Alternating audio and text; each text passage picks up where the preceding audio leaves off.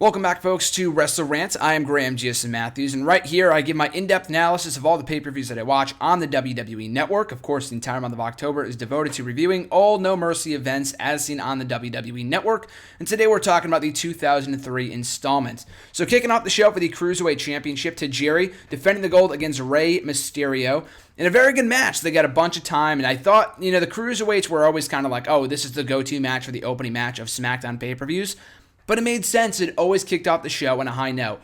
Unless it had any storyline significance, and the Cruiserweights did have stories from time to time, but more often than not, it was just random matches put together for the title. Nothing wrong with that for a Cruiserweight division. They did have stories from time to time, both in WCW and in WWE, but more often than not, the title was just a great match to kick off the pay-per-view, and that's exactly what this was. I didn't really care too much about this storyline aspect of it. I didn't think they told a great story, but the match itself was very good. They got an ample amount of time. They got almost 12 minutes, and the finish protected Rey Mysterio. We had some interference from some quote-unquote fans, which would later be revealed to be Jimmy Wang Yang, Akio, whatever his name was, and somebody else. So he was protected in defeat, kept in chase mode, going after the Cruiserweight Championship against Tajiri. Very good match to kick off the show. No complaints. After that, we had Chris Benoit taking on A-Train. Again, nothing in the line. Standard singles match. A fine match. I've just never, ever been a fan of A-Train's Tensai, Lord Tensai, Albert, Prince Albert, whatever the hell you want to call him. I've never been a fan of his in-ring ability. Nothing against the guy. I think he's okay. He can have a good match with the right guy, much like Chris Benoit, who I thought led him to a very good match. But, case in point being, I think it was SummerSlam 03, this same year, I'm pretty sure. It was one of the SummerSlams, but I'm pretty sure it was SummerSlam 03. That he faced Undertaker, and the match sucked. I mean, unsurprisingly, Taker's had a lot of clunkers at SummerSlam and just in general over the years when he has the wrong opponent. They figured just putting a fellow big guy in there with Undertaker is going to make for a good, compelling match, and it rarely does, unless your name is Kane or even then. But, the matches with Kane are never, too great from an in-ring aspect, from an in-ring standpoint. The matches with A-Train weren't great either. So putting him with Chris Benoit I thought was a smart idea because Benoit was an amazing worker. So he pulled out a very good match here. I thought it was good for what it was. Didn't really have any, it's funny too because both of these guys would go on to main event, Chris Benoit as well as Eddie Guerrero, who was also on this show, and I'll get to him towards the end of this review. Both of those guys would go on to be in headlining matches at WrestleMania only months later. Benoit, on the second match on this card facing A-Train, went on to main event WrestleMania and beat Triple H and Shawn Michaels for the World Heavyweight Championship at WrestleMania 20. What a crazy turnover, But still, I thought it was a fine match. Nothing wrong with it. I didn't love it, but it was definitely a lot better than I thought it would be considering A-Train was involved.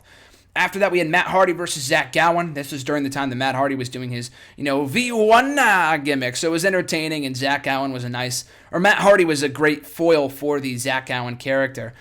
People liked him. He got a fine pop here. People, are sympathetic towards the character. But I feel like at this point, I don't know when he debuted. I feel like it was over the summer of 03 on the SmackDown brand. And they did the whole thing with Vince and Big Show and everything else with Zach Gowen, that towards the end, he was just another guy. He didn't really feel that special. I think Chris Melendez in TNA has lasted longer than he ever did in WWE.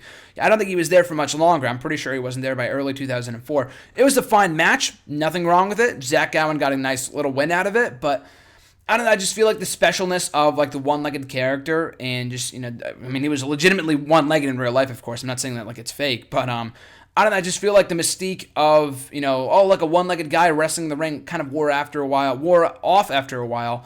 I feel like they could have kept him going in WWE for a while after that, but I feel like they relied too much on the one-legged aspect of the character. Now, not to sound hypocritical, TNA has done the same thing. Hell, they just came off a storyline where Eric Young stole his leg, Chris Melendez's leg, his prosthetic leg. But, I don't know, I feel like they don't do the same. Maybe they do. I'm not really sure, but I feel like TNA doesn't do the same thing. Cheer for me. I just have one leg. I was in the military. Blah blah blah blah blah. Zach Gowen, I feel like that was always his shtick. Cheer for me because I'm be sympathetic towards me. People were towards the beginning, but towards the end he was just another guy. And this was kind of just another match. Fine for what it was. Nice win for Gowen, but it didn't really lead to anything meaningful. I'm pretty sure he was gone from the company not too much longer after this.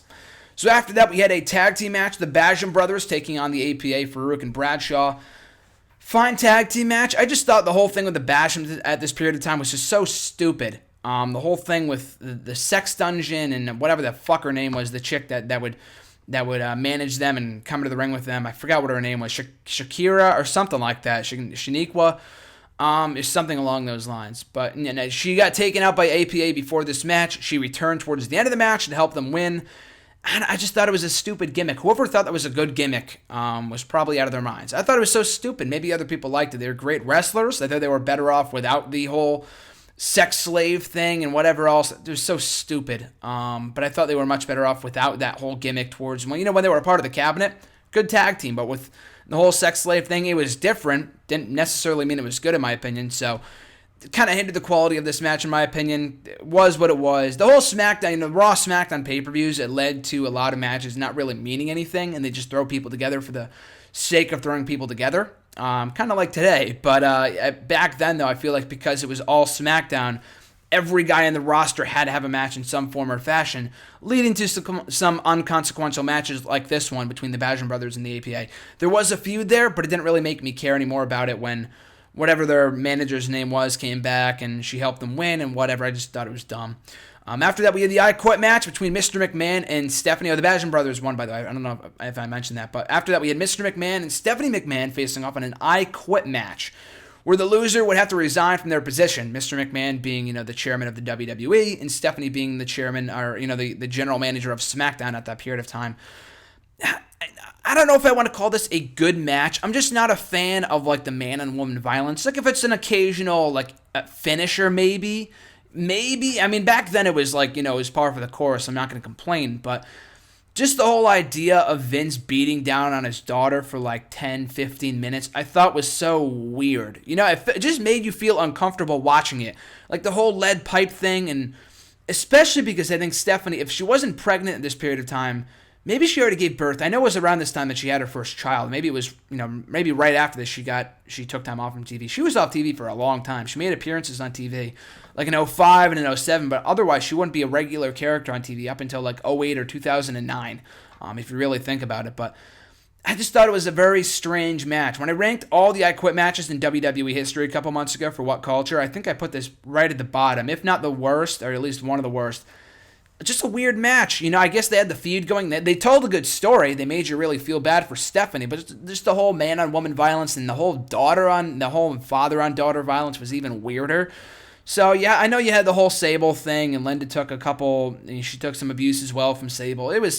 She had to sit there and watch. It was really weird. I don't know. I just wasn't a fan of the match. I could see what they were trying to go for. I liked the story they were trying to tell. Just the in-ring action was a little uncomfortable for my taste. Maybe I'm just easily... I wasn't even offended. I'm not trying to say I was offended. It's just, this isn't my cup of tea. And I know Vince was, a lot of the stuff, like I said, the man and woman violence was par for the course in, the Attitude Era, even in the mid-2000s. But, I don't know, just wasn't really a fan of that match.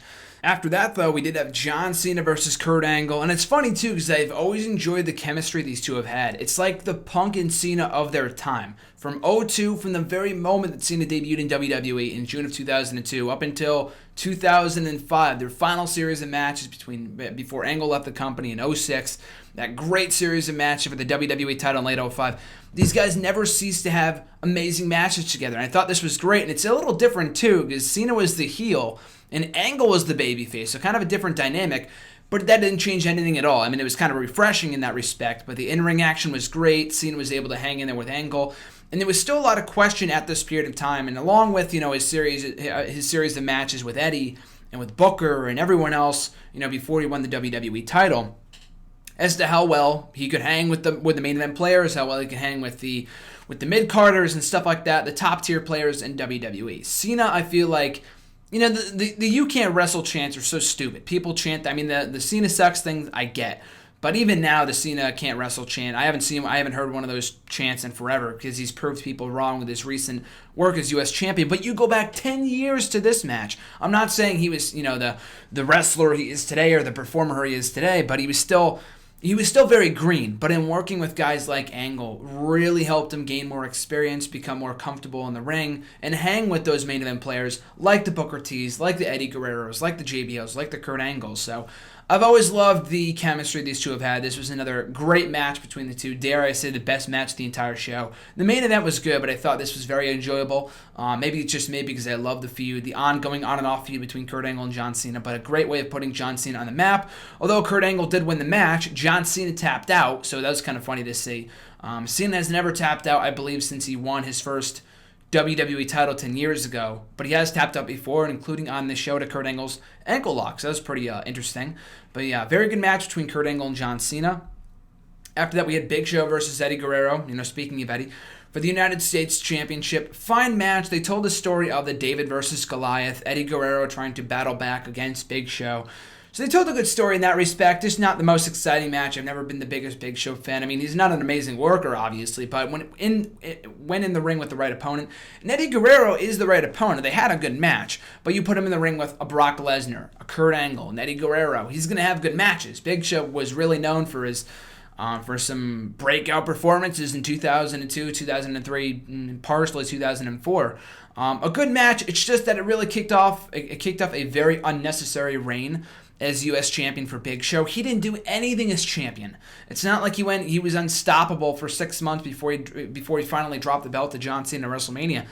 From what I've heard, I mean, I wasn't watching at that time, obviously, but from what I've seen, I don't think Big Show defended that belt once from No Mercy on this show to WrestleMania, which is ridiculous. And kind of like going back to what I was saying earlier with Benoit, it's funny to think, I mean, the U.S. title at this period in time was really kind of seen as prestigious. This was the year that it was brought back out of being inactive on the SmackDown brand as their second-tier title, right below the World Heavyweight Championship or the WWE title at that period in time. And it was a stepping stone for Eddie Guerrero into the main event scene. They had Chavo come out and console him after the match, say it's okay, kind of planted the seeds for that feud. Although Eddie Guerrero kind of came off as the heel in that scenario, kind of pushing Chavo away, it would be Chavo going heel, setting up their mini feud, and setting up Eddie as the WWE Championship challenger in February of 2004. So kind of planted the seeds for what was to come. But it was a good match, though. Nothing too amazing, but did tell a good story. Big Show, I would not have put the title on. Again, it made for a really cool moment at WrestleMania. A lot of people remember when Cena put him up on his shoulders for the FU, beat him for the belt, his first singles title in WWE. Great moment. Very entertaining match in MSG at WrestleMania 20. Just Big Show as champion was kind of like Ambrose as champion. Like when he finally lost the belt, it meant something for whoever won it. But I mean, more so Big Show and Cena than Sheamus and Ambrose from last year. But the reign itself, it's not even that it sucked. It's not like, I don't think Big Show lost many matches, but he didn't defend the belt. So how credible was his reign as champion? That's another rant for another day. But as the match itself, though, as for the match itself, I thought it was good. Eddie Guerrero needed to get up that main event scene, so it was right for him to drop the title here. Maybe not to Big Show, but they could have done a better job of booking Big Show as champion from this point forward. Then we get to the main event, the chain match, the biker chain match with the WWE Championship. Brock Lesnar defending against The Undertaker. No strangers to one another are Lesnar and Undertaker. I talked about it in my No Mercy 2002 review. These two met on this same pay-per-view 1 year prior at No Mercy 2002 inside the Hell in a Cell match, which I thought was phenomenal. This was good as well, not as good as that. I mean, they had good chemistry. They've always had good chemistry except for the match at WrestleMania 30. The match at SummerSlam a couple weeks ago was amazing, though. But yeah, I thought this was solid for what it was. I think it kind of went on a little longer than it should have. All the interference towards the end I was not a huge fan of from Mr. McMahon and the Full-Blooded Italians. I mean, I guess Taker didn't really want to do the job clean, which is funny because he did do the job clean for Lesnar at No Mercy 02. Maybe didn't want to make it 2 in a row. I'm not sure. It was entertaining for the most part. I just hate anything on a pole match. Like you have to grab the chain in order to win the match. Why not just pin the fucking guy? You know what I mean? You don't need the chain. Just have Taker beat the shit out of Taker. And just have Lesnar beat the shit out of Taker, win the match that way, You don't have to have the chain. It doesn't really matter, but whatever. It was good for what it was. Entertaining for the most part. The interference towards the end was kind of a little hokey. But we had the right winner, Lesnar winning. He had to retain the WWE title here before Undertaker went on to feud with Vince McMahon going into Survivor Series, setting up his casket match, or the Buried Alive match, rather, at Survivor Series 2003. So on the whole, an okay show. Not too good, not too great. I thought No Mercy was better. No Mercy 2002, was better than this. Because it had more monumental matches. Even, the Kane and Triple H match had that moment of, two champions at once with, two titles at once, although he retired the IC title immediately. Triple H won both belts. But also on that show, you had the tag team title tournament with Benoit and Angle and Eddie and Ray Ray. And then in the main event, you had Taker and Lesnar inside Hell in a Cell. This match, Lesnar and Taker, still a good match. I don't know if I would call it like their top 3 best matches, but it was good for what it was. Everything else, Kurt Angle and Cena, very good match. Big Show and Eddie, fine. And everything else was kind of fine. I didn't really care for the I Quit match. Tag team title match was kind of throwaway, or the tag match was throwaway. Rey Mysterio to Jerry match, the Cruiserweight title match was very good.